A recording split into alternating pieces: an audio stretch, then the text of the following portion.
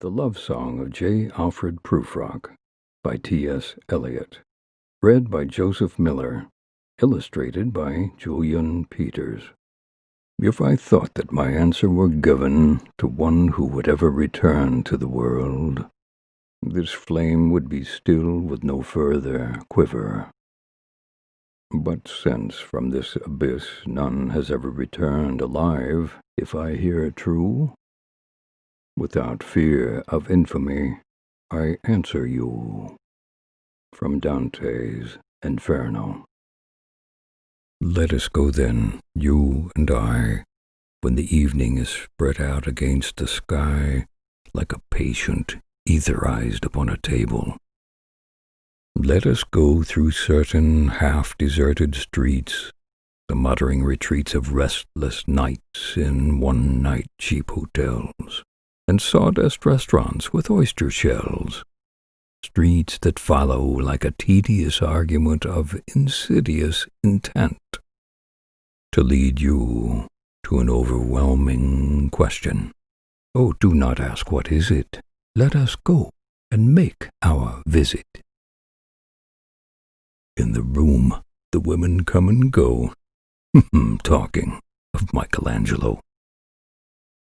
The yellow fog that rubs its back upon the window panes, the yellow smoke that rubs its muzzle on the window panes, licked its tongue into the corners of the evening, lingered upon the pools that stand in drains, let fall upon its back the soot that falls from chimneys, slipped by the terrace, made a sudden leap, and seeing that it was a soft October night, curled once about the house, and fell asleep.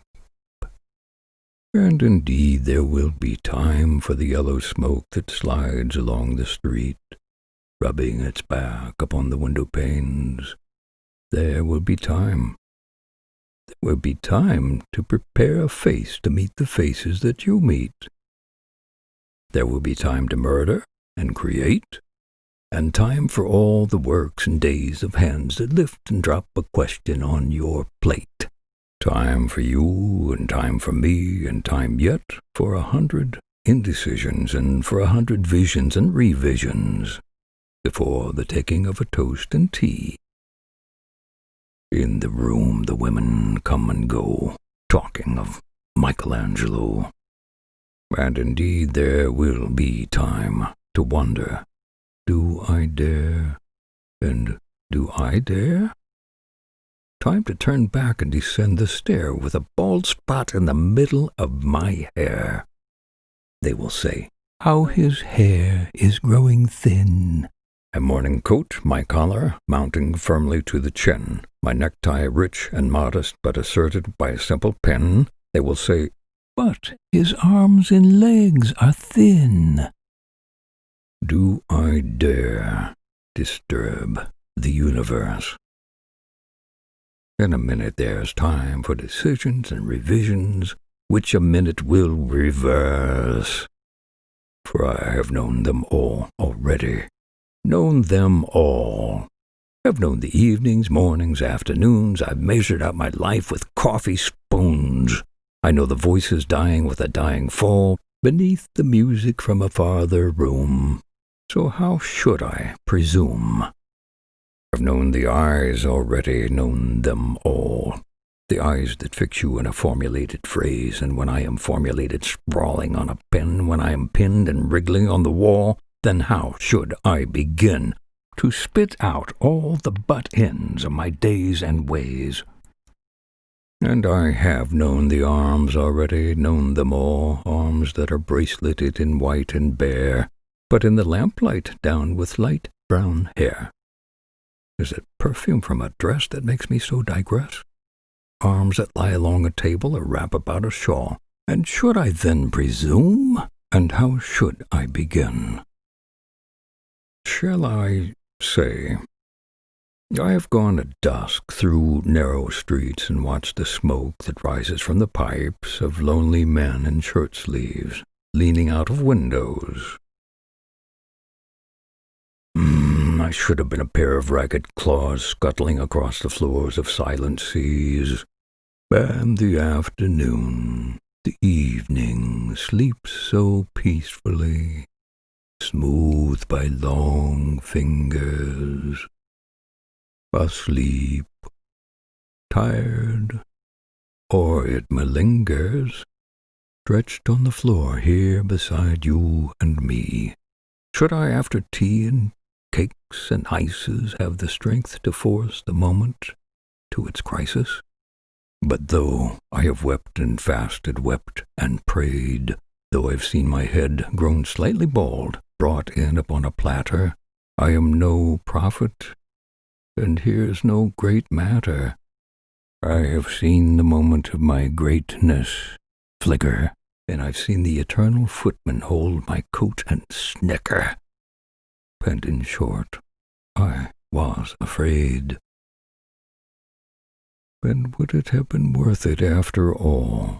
After the cups, the marmalade, the tea, among the porcelain, among some talk of you and me, would it have been worth while to have bitten off the matter with a smile, to have squeezed the universe into a ball, to roll it toward some overwhelming question, to say, I am Lazarus, come back from the dead, come back to tell you all, I shall tell you all.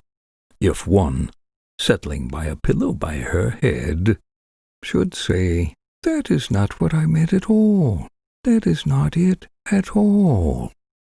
And would it have been worth it after all? Would it have been worth while? After the sun sets in the dooryards and the sprinkled streets, after the novels, after the teacups, after the skirts that trail along the floor, and this and so much more. It is impossible to say just what I mean, but as if a magic lantern threw the nerves in patterns on a screen, would it have been worthwhile if one, settling a pillow, or throwing off a shawl, and turning towards the window should say, that is not it at all, that is not what I meant at all.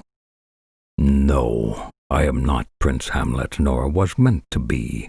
I'm an attendant lord, one that will do to swell a progress, start a scene or two, advise the prince, no doubt an easy tool. Deferential, glad to be of use, politic, cautious and meticulous, full of high sentence but a bit obtuse, at times indeed almost ridiculous, almost at times the fool. I grow old. I grow old. I shall wear the bottoms of my trousers rolled. Shall I part my hair behind? Do I dare eat a peach? I shall wear white flannel trousers and walk upon the beach. I've heard the mermaids singing each to each. I do not think they will sing to me. I have seen them riding seaward on the waves, combing the white hair of the waves blown back when the wind blows the water white and black. We have lingered in the chambers of the sea by sea-girls wreathed with seaweed red and brown, till human voices wake us, and we drown.